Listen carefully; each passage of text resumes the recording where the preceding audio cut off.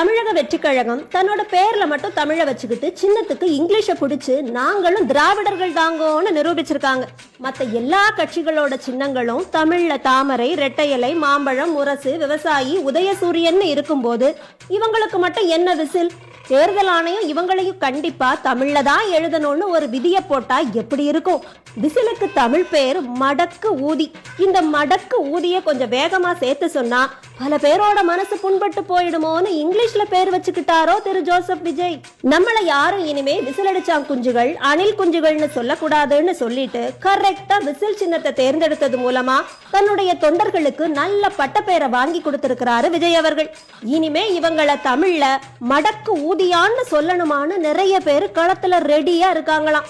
அதனால மேடையில இனிமே சினிமா டயலாக்க அடிச்சு விட்டு நெஞ்சில் குடியிருப்பேன் பஞ்சில குடியிருப்பேன்னு இறங்கி வந்தா ஆப்பு ரெடின்னு சொல்றாங்க பல கட்சிக்காரங்க.